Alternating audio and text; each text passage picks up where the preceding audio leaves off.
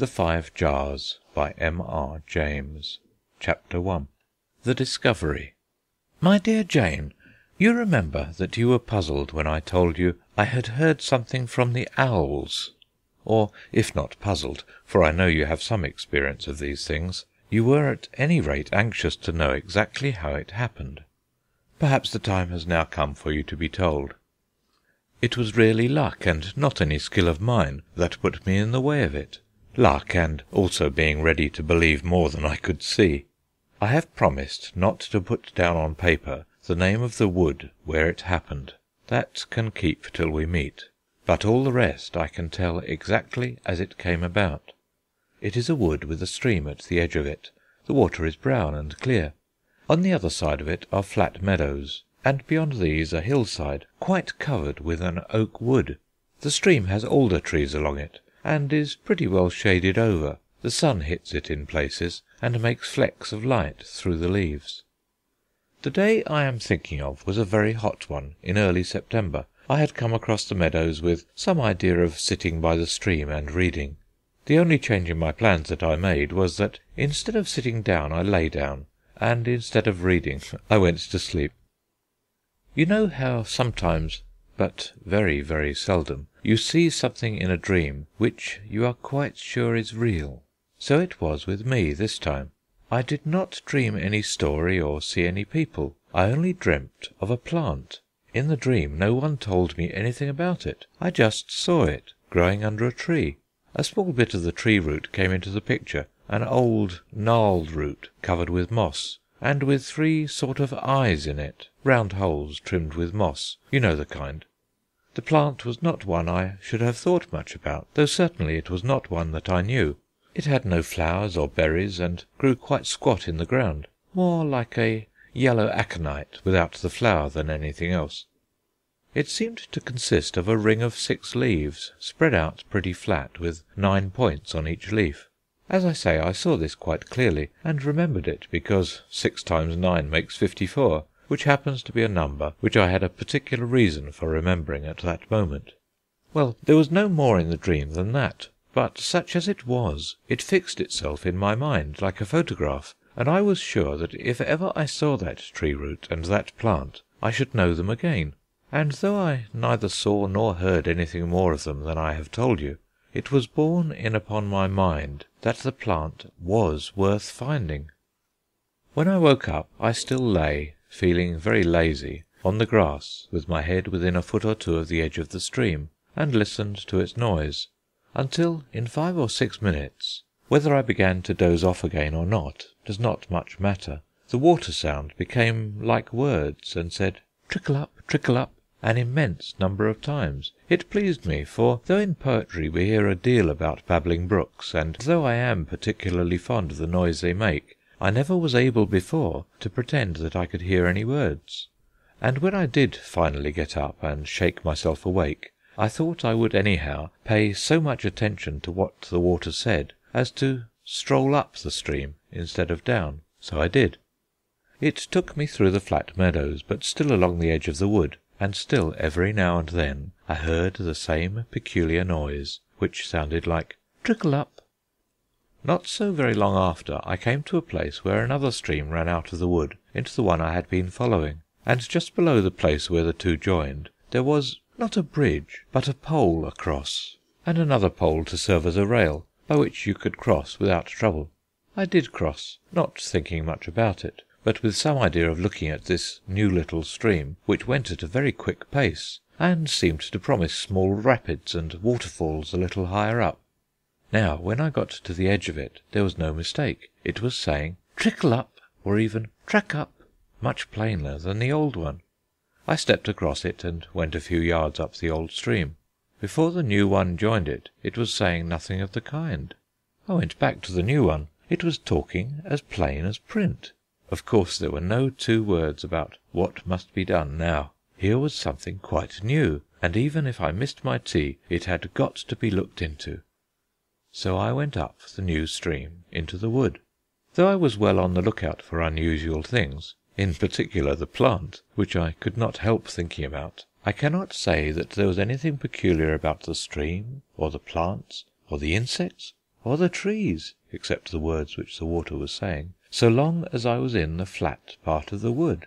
But as soon as I came to a steepish bank, the land began to slope up suddenly, and the rapids and waterfalls of the brook were very gay and interesting. Then, besides track up, which was now its word always instead of trickle, I heard every now and then, "All right," which was encouraging and exciting. Still there was nothing out of the way to be seen, look as I might. The climb up the slope or bank was fairly long. At the top was a kind of terrace, pretty level and with large old trees growing upon it, mainly oaks. Beyond there was a further slope up, and still more woodland. But that does not matter now. For the present I was at the end of my wanderings. There was no more stream, and I had found what of all natural things I think pleases me best, a real spring of water, quite untouched. 5 or 6 oaks grew in something like a semicircle, and in the middle of the flat ground in front of them was an almost perfectly round pool, not more than 4 or 5 feet across. The bottom of it in the middle was pale sand, which was continually rising up in little egg-shaped mounds and falling down again. It was the clearest and strongest spring of the kind I had ever seen, and I could have watched it for hours. I did sit down by it and watch it for some time, without thinking of anything but the luck I had had to find it. But then I began to wonder if it would say anything. Naturally I could not expect it to say "track up" any more, for here I was at the end of it. So I listened with some curiosity. It hardly made so much noise as the stream. The pool was deeper, but I thought it must say something, and I put my head down as close as I could to the surface of the water. If I am not mistaken, and as things turned out I am sure I was right, the words were "gather, gather, pick, pick," or "quick, quick." Now, I had not been thinking about the plant for a little time, but as you may suppose, this brought it back to my mind, and I got up and began to look about at the roots of the old oaks which grew just round the spring. No, none of the roots on this side which faced towards the water were like that which I had seen. Still, the feeling was strong upon me that this, if any, was the kind of place, and even the very place, where the plant must be. So I walked to the back of the trees, being careful to go from right to left according to the course of the sun. Well, I was not mistaken.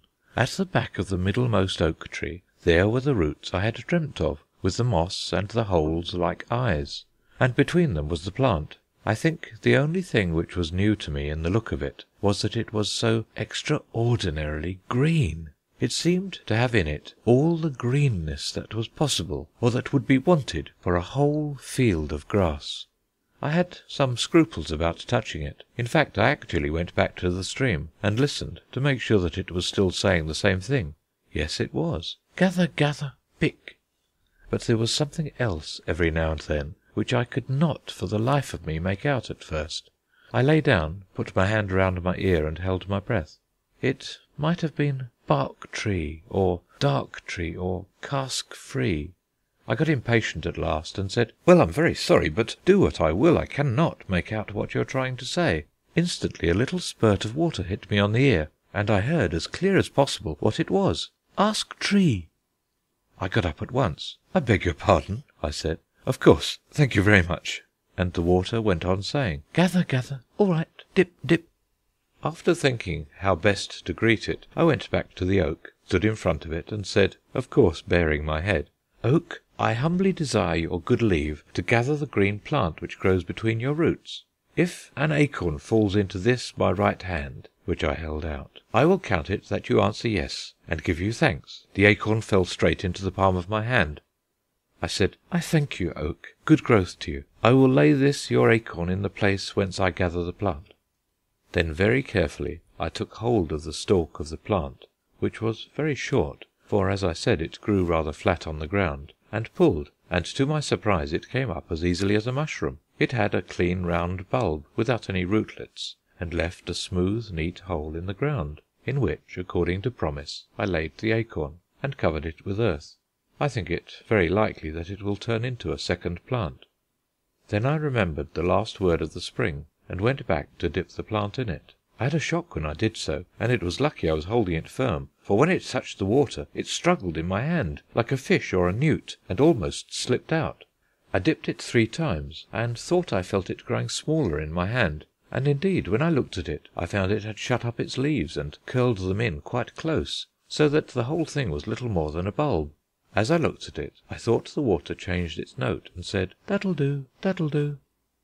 I thought it was time to thank the spring for all it had done for me, though, as you may suppose, I did not yet know in the least what was to be done with the plant, or what use it was going to be. So I went over and said in the politest words I could how much I was obliged, and if there was anything I had or could do which would be agreeable, how glad I should be.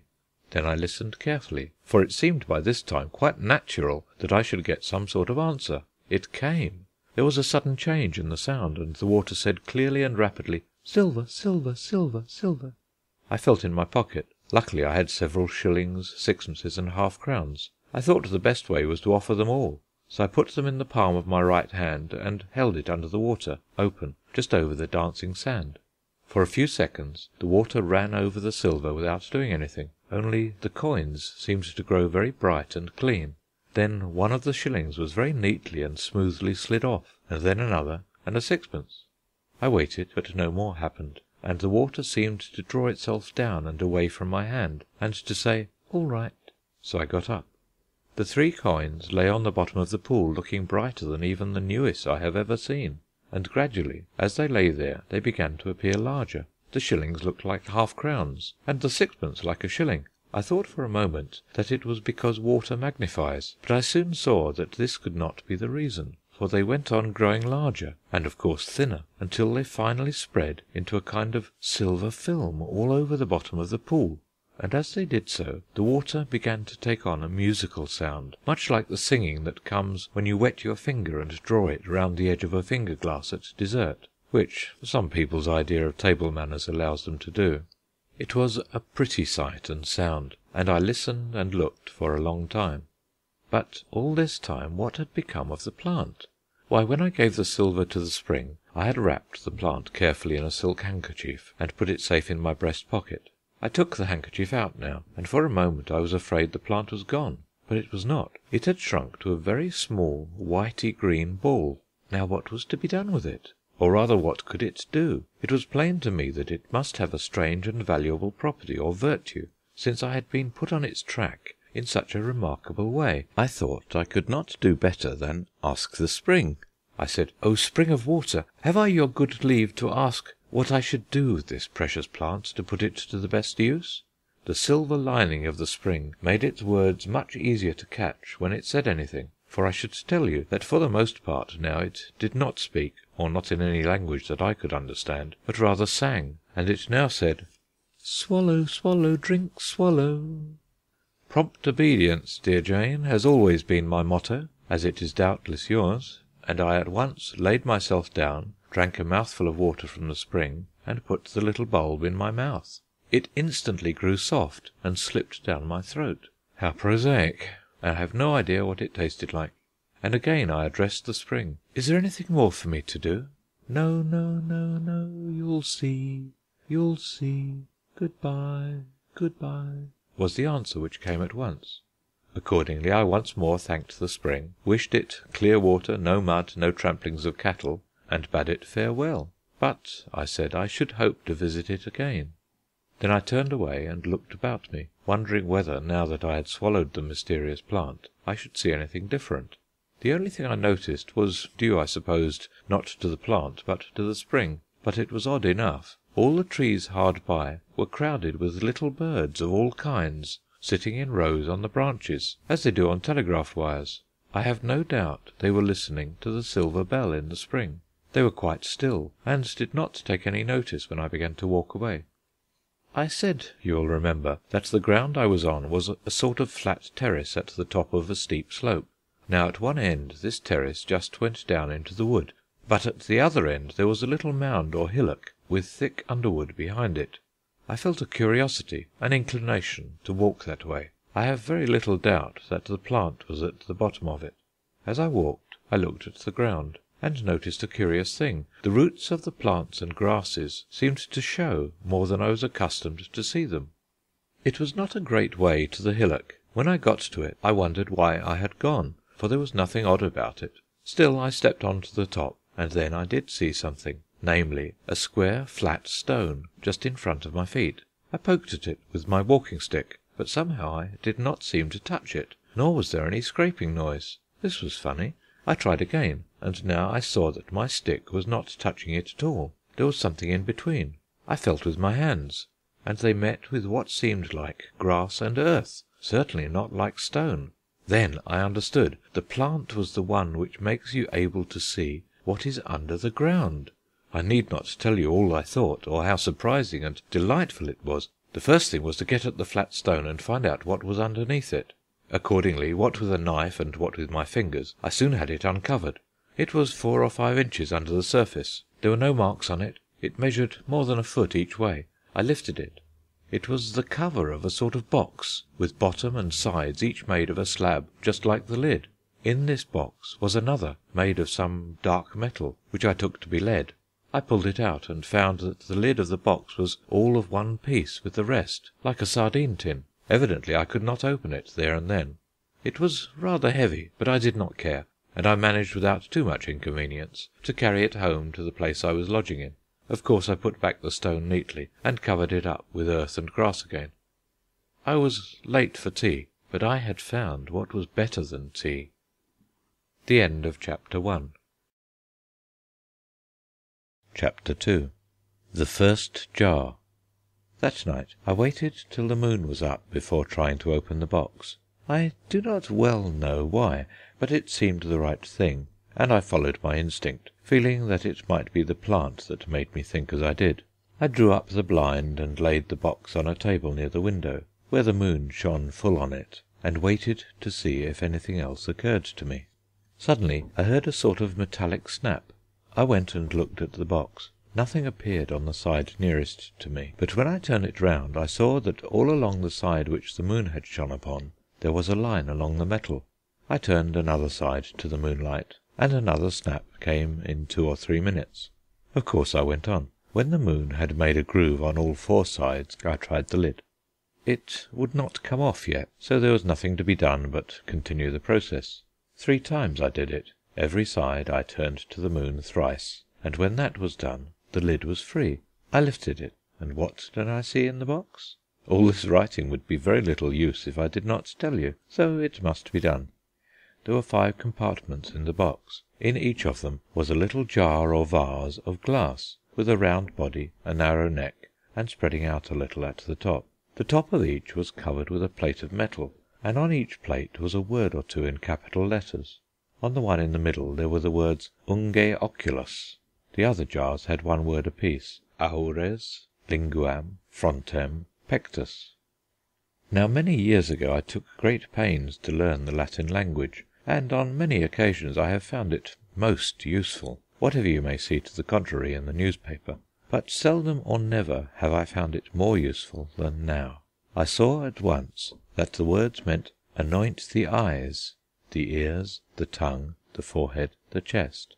What would be the result of my doing this? Of course I knew no more than you, but I was pretty sure that it would not do to try them all at once. And another thing I felt, that it would be better to wait till next day before trying any of them. It was past midnight now, so I went to bed. But first I locked up the box in a cupboard, for I did not want anyone to see it as yet. Next day I woke bright and early, looked at my watch, found there was no need to think about getting up yet, and like a wise creature went to sleep again. I mention this not merely by way of being jocose, but because after I went to sleep I had a dream which most likely came from the plant, and certainly had to do with the box. I seemed to see a room, or to be in a room, about which I only noticed that the floor was paved with mosaic in a pattern mostly red and white, that there were no pictures on the walls, and no fireplace, no sashes, or indeed panes in the window, and the moon was shining in very bright. There was a table and a chest. Then I saw an old man, rather badly shaved and bald, in a Roman dress, white for the most part, with a purple stripe somewhere, and sandals. He looked by no means a wicked or designing old man. I was glad of that. He opened the chest, took out my box, and placed it carefully on the table in the moonlight. Then he went to a part of the room I could not see, and I heard a sound of water being poured into a metal basin, and he came into sight again. wiping his hands on a white towel. He opened the box, took out a little silver spoon and one of the jars, took off the lid, and dipped the spoon in the jar, and touched first his right eye, then his left with it. Then he put the jar and the spoon back, laid the lid on the box, and put it back in the chest. After that he went to the window, and stood there looking out, and seemed to be much amused with what he saw. That was all. Hints for me, I remember thinking. Perhaps it will be best not to touch the box before the moon is up to-night, and always with washed hands. I suppose I woke up immediately, for it was all very fresh in my mind when I did. It was something of a disappointment to have to put off my experiments till the night came round, but it was all for the best, for letters came by the post, which I had to attend to. In fact, I was obliged to go to the town a little way off to see someone, and to send telegrams and so on. I was a little doubtful about the seeing things underground, but I soon found that unless I, so to say, turned on the tap, and specially wished and tried to use the power, it did not interfere with my ordinary seeing. When I did, it seemed to come forward from the back of my eyes, and was stronger than the day before. I could see rabbits in their burrows, and followed the roots of one oak tree very deep down. Once it threatened to be awkward, when I stooped to pick up a silver coin in the street, and grazed my knuckle against a paving stone, under which, of course, it was. So much for that. By the way, I had taken a look at the box after breakfast. I found, not very much to my surprise, that the lid was as tight on as when I found it first. After dinner that evening, I put out the light, the moon now being bright, placed the box on the table, washed my hands, opened it, and, shutting my eyes, put my hand on one of the jars at random, and took it out. As I had rather expected, I heard a little rattle as I did so, and feeling in the compartment, I found a very little, spoon. All was well. Now to see which jar chance or the plant had chosen for my first experiment. I took it to the window. It was the one marked aures, ears, and the spoon had on the handle a letter A. I opened the jar. The lid fitted close, but not over tightly. I put in the spoon as the old man had done, as near as I could remember. It brought out a very small drop of thick stuff, with which I touched first my right ear and then my left. When I had done so, I looked at the spoon. It was perfectly dry. I put it and the jar back, closed the box, locked it up, and, not knowing in the least what to expect, went to the open window and put my head out. For some little time I heard nothing. That was to be expected, and I was not in the least inclined to distrust the jar. Then I was rewarded. A bat flew by, and I, who have not heard a bat even squeak these 20 years, now heard this one say in a whistling, angry tone, Would you? I've got you! No, drat! It was not a very exciting remark, but it was enough to show me that a whole new world, as the books say, was open to me. This, of course, was only a beginning. There were some plants and flowering shrubs under the window, and though I could see nothing, I began to hear voices, 2 voices, talking among them. They sounded young. Of course they were anyhow very small, but they seemed to belong to young creatures of their kind. "Hello! I say, what have you got there? Do let's look. You might as well." Then a pause, another voice. "I believe it's a bad one." Number 1. "Taste it." Number 2, after another pause with a slight sound, very diminutive of spitting. "Ugh, bad. I should think it was. Maggot." Number 1, after laughing rather longer than I thought kind. "Look here, don't chuck it away. Let's give it to the old man. Here, shove the piece in again and rub it over. Here he is." Very demurely. "Oh, sir, we've got such a nice-looking—" I could not catch what it was. "Here, we thought you might perhaps like it, sir. Would you, sir?" "Oh, no, thank you, sir. We've had plenty, sir, but this was the biggest we found." A third voice said something. It was a deeper one and less easy to hear. Number 2. "Bitten, sir? Oh, no, I don't think so. Do you?" A name which I did not make out. Number 1. "Why, how could it be?" Number 3, again angry, I thought. Number 2, rather anxiously. "But, sir, really, sir, I don't much like them. Must I really, sir? Oh, sir, it's got a maggot in it, and I believe they're poison." Smack, smack, smack, smack. 2 voices, very lamentable. "Oh, sir, please, sir." A considerable pause and sniffing. Then number 2, in a broken voice. You silly fool! Why did you go laughing like that right under his snout? You might have known he'd cog it." Cog! I had not heard the word since 1876. "There'll be an awful row to-morrow. Look here, I shall go to bed." The voices died away. I thought number one seemed to be apologising. That was all I heard that night. After 11 o'clock things seemed to get very still, and I began to feel just a little apprehensive lest something of a less innocent kind should come along. So I went to bed. End of chapter 2. Chapter 3. The Second Jar. Next day, I must say, was very amusing. I spent the whole of it in the fields, just strolling about and sitting down as the fancy took me, listening to what went on in the trees and hedges. I will not write down yet the kind of thing I heard, for it was only the beginning. I had not yet found out the way of using the new power to the very best advantage. I felt the want of being able to put in a remark or a question of my own every now and then, but I was pretty sure that the jar which had linguam on it would manage that.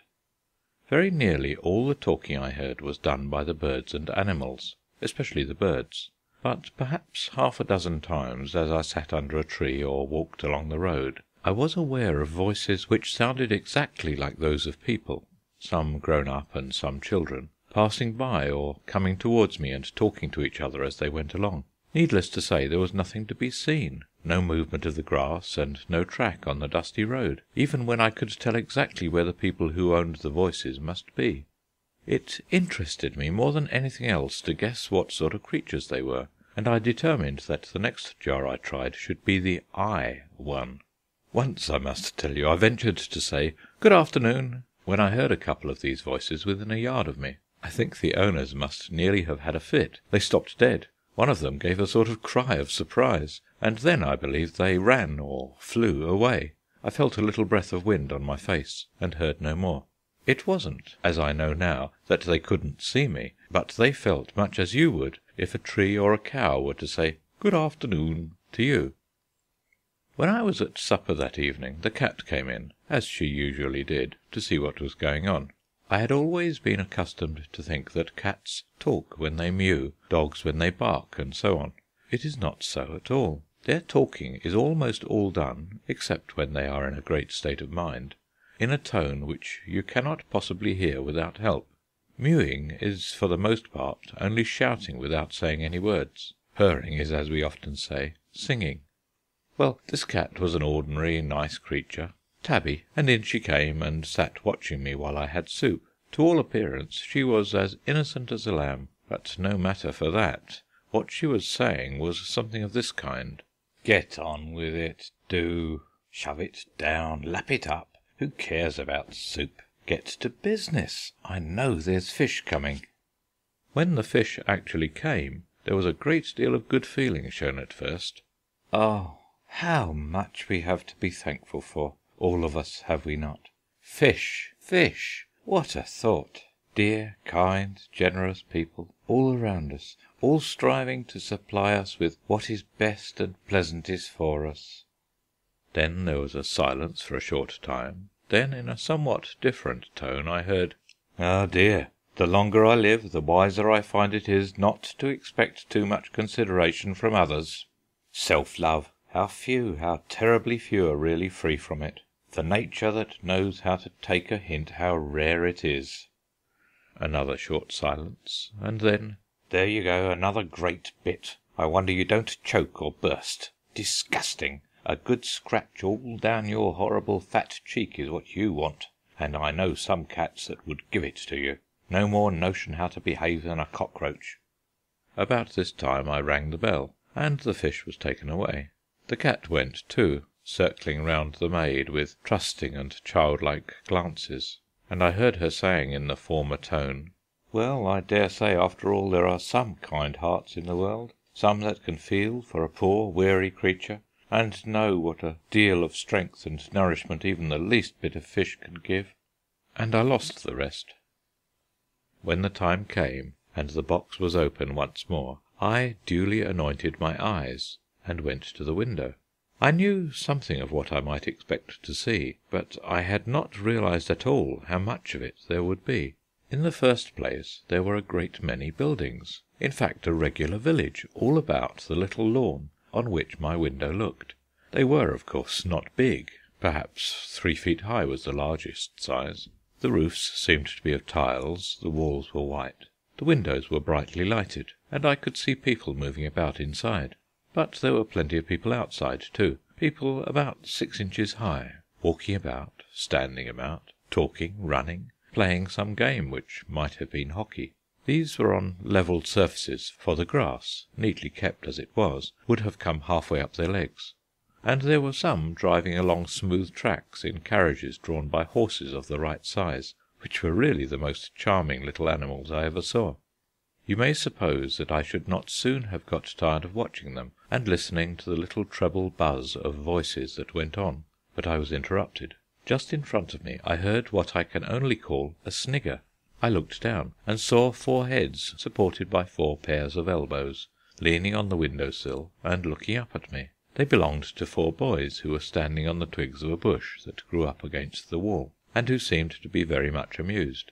Every now and again one of them nudged another and pointed towards me, and then, for some unexplained reason, they sniggered again. I felt my ears growing warm and red. "Well, young gentlemen," I said, "you seem to be enjoying yourselves?" No answer. "I appear to be so fortunate as to afford you some gratification," I went on in my sarcastic manner. "Perhaps you would do me the honour of stepping into my poor apartment?" Again no answer, but more undisguised amusement. I was thinking out a really withering remark when one of them said, "Do look at his nose. I wonder if they know how ridiculous they are. I should like to talk to one of them for 5 minutes." "Well," I said, "that can be managed very easily, and I assure you I should be equally glad of the opportunity. My remarks would deal with the subject of good manners." Another one spoke this time, but did not answer me. "Oh, I don't know," he said. "I expect they're pretty stupid. They look it. At least this one does." "Can they talk?" said the third. "I've never heard 'em." "No, but you can see them moving their jaws and mouths and things. This one did just now." I saw how it was now, and becoming cooler, I recognised that these youths were behaving very much as I might have done myself in the presence of someone who I was sure could neither see nor hear me. I even smiled. One of them pointed at me at once. "Thought of a joke, I suppose. Don't keep it all to yourself, old chap." At this moment the fourth, who had not said anything so far, but seemed to have been listening, piped up, "I say, I believe I know what it is that makes that hammering noise. It's something he has got in his clothes." I could not resist this. "Right again," I said. "It's my watch, and you're very welcome to look at it." And I took it out and put it on the window-sill. An awful horror and surprise came into their faces. In a second they had dived down like so many ducks. In another second I saw them walking across the grass, and each of them threw his arms round the waist or the neck of one of the elder people who were walking about among the houses. The person so attacked pulled himself up and listened attentively to what the boy was saying. The particular one I was watching looked towards my window, and then burst out laughing, slapped the boy on the back, and resumed his walk. The boy went slowly off towards one of the houses. 1 or 2 of the other men came and stood nearer to the window, looking up. I thought I would venture a bow, and made one rather ceremoniously. It did not produce much effect, and I could not at the moment think of anything I could do that would show them quite clearly that I saw them. They went on looking at me quietly enough, and then I heard a deep, low bell, seemingly very far off, toll 5 times. They heard it too, turned sharply round and walked off to the houses. Soon after that the lights in the windows died down, and everything became very still. I looked at my watch. It was 10 o'clock. I waited for a while to see if anything would happen, but there was nothing. So I got some books out, which took a few minutes, and before I settled down to them, I thought I would just take one more look out of the window. Where were all the little houses? At the first glance I thought they had vanished, but it was not exactly so. I found I could still see the chimneys above the grass, but as I looked, they too disappeared. It was done very neatly. There was no hole, the turf closed in upon the roofs as they sank down, just as if it was of india rubber. There was not a trace left of houses, or roads, or playgrounds, or anything. I was strongly tempted to go out and walk over the site of the village, but I did not. For one thing, I was afraid I might disturb the people of the house, and besides there was a mist coming up over the meadows which sloped away outside the garden. So I stopped where I was. But what a very odd mist, I began to think. It was not coming in all in one piece, as it should. It was more in patches, or even pillars, of a smoky grey, which moved at different rates, some of them occasionally standing still, others even seeming to go to and fro. And now I began to hear something like a hollow whispering coming from their direction. It was not conversation, for it went on quite continuously in the same tone. It sounded more as if something was being recited. I did not like it. Then I saw what I liked less. 7 of these pillars of mist, each about the size of a man, were standing in a row just outside the garden fence, and in each I thought I saw 2 dull red eyes, and the hollow whispering grew louder. Just then I heard a noise behind me in the room, as if the fire irons had suddenly fallen down. So they had, and the reason why they had was that an old horseshoe which was on the mantelpiece had, for no reason that I could see, tumbled over and knocked them. Something I had heard came into my mind. I took the horseshoe and laid it on the window-sill. The pillars of mist swayed and quivered, as if a sudden gust of wind had struck them, and seemed all at once to go further off, and the hollow murmur was no longer to be heard. I shut the window and went to bed, but the last thing I looked out once again. The meadow was clear of mist and bright beneath the light of the moon. As I lay in bed I thought and thought over what I had seen last. I was quite sure that the pillars of mist concealed some beings who wished me no good. But why should they have any spite against me? I was also sure that they wanted to get into the house. But again, why? You may think I was slow in the wits, but I must confess that some minutes passed before I guessed. Of course they wanted to get hold of the box with the 5 jars. The thought disturbed me so much that I got up, lighted a candle, and went to the cupboard to see if all was safe. Yes, the box was there, but the cupboard door, which I knew I had locked, was unfastened, and when I had to turn the key, it became plain that the lock was hampered and useless. How could this have come about? Earlier in the evening it had been perfectly right, and nobody had been in the room since I locked it last.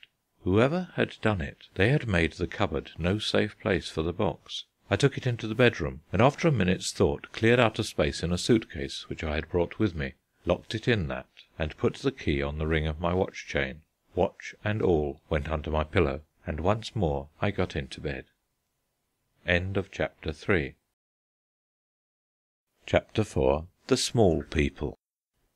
You will have made sure that the next jar I meant to try was the one for the tongue, in hopes that it would help me to speak to some of the creatures.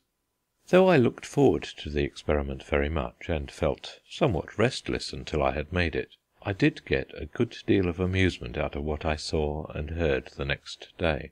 The small people were not to be seen, at least not in the morning. No, I'm wrong. I found a bunch of 3 of them, young ones, asleep in a hollow tree. They woke up and looked at me without much interest, and when I was withdrawing my head they blew kisses to me. I am afraid there is no doubt they did so in derision. But there were others. I passed a cottage garden, in which a little dog was barking most furiously. It seemed to be barking at a clothesline, on which, with a lot of other things, was a print dress, with rather a startling pattern of flowers. The dress caught my eye, and so did something red at the top, which stuck up above the line. Gave it another glance, and really I had a most dreadful shock. It was a face. I gazed at it in horror, and was just gathering my wits to run and call for help or something, when I saw that it was laughing. Then I realized that it could not be an ordinary person, hanging as it was on a thin piece of cord, and blowing to and fro in the breeze. I went nearer, staring at it with all my eyes, and made out that it was the face of an old woman, very cheerful and ruddy, and, as I said, laughing and swinging to and fro. Suddenly she seemed to catch my eye, and to see that I saw her, and in a flash she was off the line and round the corner of the house, nearly tumbling over the dog as she went. It rushed after her, still very angry, but soon came trotting back rather out of breath, and that incident was over. I walked on. Among the village people I met there were 1 or 2 whom I didn't think I had seen before.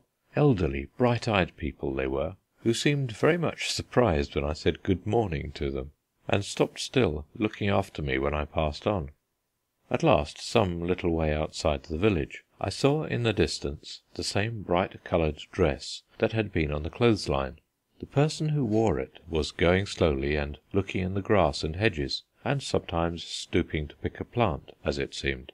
I quickened my pace and came up with her, and when I was just behind her I cleared my throat rather loudly and said, "Fine day," or words to that effect. You should have seen her jump. I was well paid for the fright she had given me just before. However, the startled look cleared away from her face, and she drew herself up and looked at me very calmly. "Yes," she said, "it's a fine day." Then she actually blushed and went on, "I think I ought to beg your pardon for giving you such a turn just now." "Well," I said, "I certainly was a good deal startled, but no harm was done. The dog took it more to heart than I did." She gave a short laugh. "Yes," she said, "I hardly know why I was behaving like that. I suppose we all of us feel skittish at times." She paused and said with some little hesitation, "You have them, I suppose?" And at the same time she rapidly touched her eyes, ears, and mouth with her forefinger. I looked at her in some doubt, for I thought, might not she be one of the unknown who wished to get hold of the 5 jars? But her eye was honest, and my instinct was to trust her, so I nodded and put my finger on my lips. "Of course," she said, "you are the first since I was a little thing, and that's 1400 years ago." You may think I opened my eyes. "Yes, Vitalis was the last, and he lived in the villa, they called it so, down by the stream. You'll find the place some of these days if you look. I heard talk yesterday that someone had got them, and I'm told the mist was about last night. Perhaps you saw it?" "Yes," I said, "I did, and I guessed what it meant." And I told her all that had happened, and ended by asking if she could kindly advise me what to do. She thought for a moment, and then handed me a little bunch of the leaves she held in her hand. "4-leaved clover," she said. "I know nothing better. Lay it on the box itself. You'll hear of them again, be sure." "Who are they?" I asked in a whisper. She shook her head. "Not allowed," was all she would say. "I must be going." And she was gone, sure enough. You might suppose, as I did when I came to think of it, that my new sight ought to have been able to see what became of her. I think it would if she had gone straight away from me, but what I believe she did was to dart round behind me and then go straight away in a straight line, so that I was left looking in front of me while she was travelling away behind me like a bullet from a gun. You need practice with these things, and I had only been at it a couple of days. I turned and walked rather quickly homewards, for I thought it would be wise to protect my box as soon as possible, now that I had the means. I think it was fortunate that I did. As I opened the garden gate I saw an old woman coming down the path, an old woman very unlike the last. Old was not the word for her face. She might have been born before the history books begin. As to her expression, if ever you saw a snake with red rims to its eyes, and the expression of a parrot, you might have some idea of it. She was hobbling along with a stick, in quite the proper manner, but I felt certain that all that was put on, and that she could have glided as swift as an adder if she pleased. I confess I was afraid of her. I had a feeling that she knew everything and hated everybody. "And what," I suddenly thought, "has she been up to? If she has got at the box, where am I? And more than that, what mischief will she and her company work among the small people and the birds and beasts? There would be no mercy for them. A glance at her eye told me that." It was an immense relief to see that she could not possibly have got the box about her, and another relief when my eye travelled to the door of the house, and I saw no fewer than 3 horseshoes nailed above it. I smiled to myself. Oh, how angry she looked! But she had to act her part, and with feeble curtsies and in a very small, hoarse, trembling voice, she wished me a good day, though I noticed her pointing to the ground with her thumb as she said the words, and would be very obliged if I could tell her the right time. I was going to pull out my watch, and if I had she would have seen a certain key we know of, when something said suddenly and clearly to my brain, "Look out!" and by good luck I heard a clock inside the house strike 1 before I could answer. "Just struck 1," was my reply accordingly, and I said it as innocently as I could. She drew her breath in hard and quivered all over, and her mouth remained open like a cat's when it is using its worst expressions. And when she eventually thanked me, I leave it to you to imagine how gracefully she did it. Well, she had no more cards to play at the moment, and no excuse for remaining. I stood my ground and watched her out of the gate. A path led down the meadow, and, much against her will no doubt, she had to keep up the pretence, and toil painfully along it until she reached another hedge, and could reckon on being out of my sight. After that I neither saw nor expected to see anything more of her. I went up to my room and found all safe, and laid the 4-leafed clover on the box. At luncheon I took occasion to find out from the maid, without asking her in so many words, whether the old woman had been visible to her. Evidently she had not. Evidently also the evil creatures were really on the track of the 5 jars, knew I had them, and had a very fair idea of where they were kept. However, if the maid had not seen her, the cat had, and murmured a good deal to herself, and was in a rather nervous state. She sat with her ears turned different ways on the window-sill, looking out, and twitching her back uncomfortably, like an old lady who feels a draught. When I was available, she came and sat on my knee, a very uncommon attention on her part, with an air half of wishing to be protected, and half of undertaking to protect me. "If there is fish to-night," I said, "you shall have some." But I was not yet in a position to make myself understood. "Pussy's been sleeping on your box all the afternoon, sir," said the maid when I came in to tea. "I couldn't get her to come off, and when I did turn her out of the room, I do believe she climbed up and got in again by the window." "I don't mind at all," I said. "Let her be there as she likes."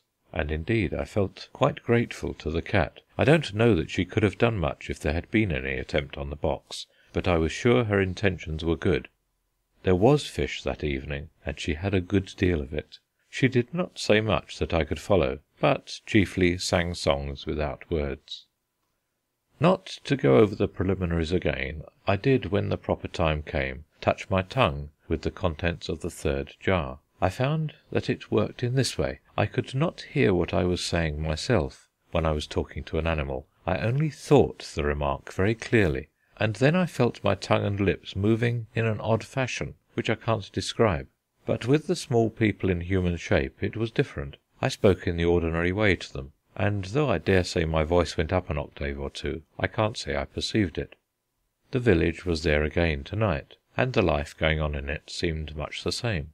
I was set upon making acquaintance in a natural sort of way with the people, and as it would not do to run any risk of startling them, I just took my place near the window and made some pretence of playing patience. I thought it likely that some of the young people would come and watch me, in spite of the fright they had had the night before, and it was not long before I heard a rustling in the shrubs under the window, and voices saying, "Is he in there? Can you see? Oh, I say, do look out. You all but had me over that time." They were suddenly quiet after this, and apparently one must have, very cautiously, climbed up and looked into the room. When he got down again there was a great fuss. "No, is he really? What do you say he was doing? What sort of charm? I say, do you think we'd better get down? No, but what is he really doing? Laying out rows of flat things on the table with marks on them. I don't believe it. Well, you go and look yourself." "All right, I shall." "Yes, but I say, do look out. Suppose you get shut in and we're late for the bell." "Why, you fool, I shan't go into the room, only stop on the window-sill." "Well, I don't know, but I do believe he saw us last night, and my father said he thought so too." "Oh, well, he can't move very quick anyway, and he's some way off the window. I shall go up." I managed, without altering my position too much, to keep my eye on the window-sill, and, sure enough, in a second or two, a small round head came into sight. I went on with my game. At first I could see that the watcher was ready to duck down at the slightest provocation, but as I took no sort of notice, he gained confidence, leant his elbows on the sill, and then actually pulled himself up and sat down on it. He bent over and whispered to the others below, and it was not long before I saw a whole row of heads filling up the window-sill from end to end.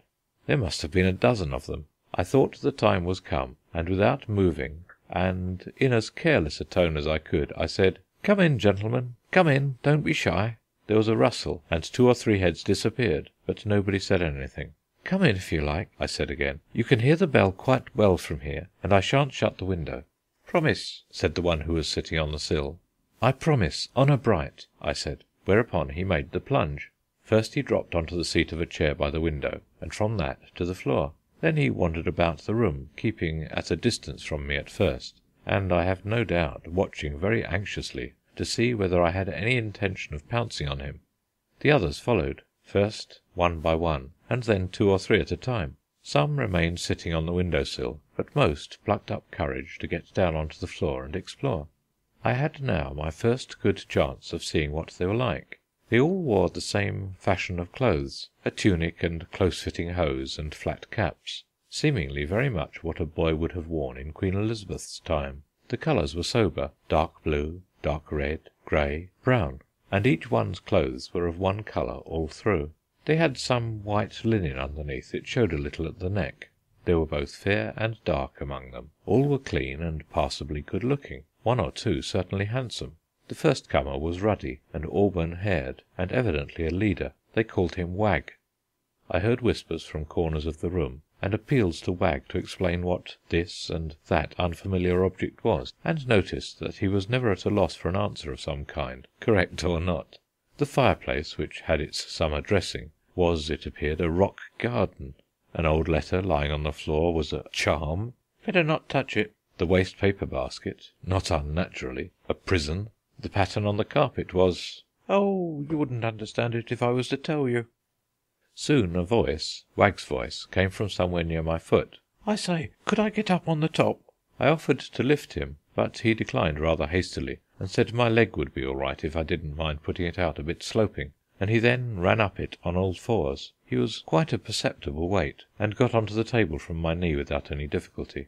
Once there was a great deal to interest him: books, papers, ink, pens, pipes, matches, and cards. He was full of questions about them, and his being so much at his ease encouraged the others to follow him, so that before very long the whole lot were perambulating the table, and making me very nervous lest they should fall off, while Wag was standing close up to me and putting me through a catechism. "What do you have such little spears for?" he wanted to know, brandishing a pen at me. "Is that blood on the end? Whose blood? Oh, then what do you do with it?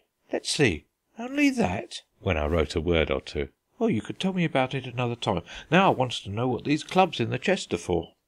I said, "We make fire with them. If you like, I'll show you, but it makes a little noise." "Go on," said Wag, and I struck a match, rather expecting a stampede. But no, they were quite unmoved, and Wag said, "Beastly row and smell. Why don't you do the ordinary way?" He brushed the palm of his left hand along the tips of the fingers on his right hand, put them to his lips, and then to his eyes, and behold, his eyes seemed to glow from behind with a light which would have been quite bright enough for him to read by. "Quite simple," he said. "Don't you know it?" Then he did the same thing in reverse order, touching eyes, lips, and hand, and the light was gone. I didn't like to confess that this was beyond me. "Yes, that's all very well," I said, "but how do you manage about your houses? I'm sure I saw lights in the windows." "Of course," he said. "Put as many as you want." And he ran round the table, dabbing his hand here and there on the cloth, or on anything that lay on it, and at every place a little round bud or drop of very bright but also soft light came out. "See," he said, and darted round again, passing his hands over the lights and touching his lips, and they were gone. He came back and said, "It's a much better way. It is really," as if it were only my native stupidity that prevented me from using it myself. A smaller one, who looked to me rather a quieter sort than Wag, had come up and was standing by him. He now said in a low voice, "Perhaps they can't." It seemed a new idea to Wag. He made his eyes very round. "Can't? Oh, rot, it's quite simple." The other shook his head and pointed to my hand, which rested on the table. Wag looked at it too, and then at my face. "Could I see it spread out?" he said. "Yes, if you promise not to spoil it." He laughed slightly, and then both he and the other, whom he called Slim, bent over and looked closely at the tips of my fingers. "Other side, please," he said after a time, and they subjected my nails to a like examination. The others, who had been at the remoter parts of the table, wandered up and looked over their shoulders. After tapping my nails and lifting up 1 or more fingers, Wag stood upright and said, "Well, I suppose it's true, and you can't. I thought your sort could do anything." "I thought much the same about you," I said in self-defence. "I always thought you could fly, but you—" "So we can," said Wag very sharply, and his face grew red. "Oh," I said, "then why haven't you been doing it to-night?" He kicked one foot with the other and looked quickly at Slim. The rest said nothing and edged away, humming to themselves. "Well, we can fly perfectly well, only—" "Only not to-night, I suppose?" said I, rather unkindly. "No, not to-night," said Wag. "And you needn't laugh either. We'll soon show you." "That will be nice," I said. "And when will you show me?" "Let's see." He turned to Slim. 2 nights more, isn't it? All right, then. To me. In 2 nights more you'll see." Just then a moth which flew in caused a welcome diversion, for I could see that somehow I had touched on a sore subject, and that he was feeling awkward, and he first jumped at it and then ran after it. Slim lingered. I raised my eyebrows and pointed at Wag. Slim nodded. "The fact is," he said in a low voice, "he got us into rather a row yesterday, and we're all stopped flying for 3 nights." "Oh," said I see. You must tell him that I am very sorry for being so stupid. May I ask who stopped you?" "Oh, just the old man, not the owls." "You do go to the owls for something, then?" I asked, trying to appear intelligent. "Yes, history and geography." "To be sure," I said. "Of course they've seen a lot, haven't they?" "So they say," said Slim. "but—" Just then the low toll of the bell was wafted through the window, and there was an instant scurry to the edge of the table, then to the seat of the chair, and up to the window-sill. Small arms waved caps at me, the shrubs rustled, and I was left alone. End of chapter 4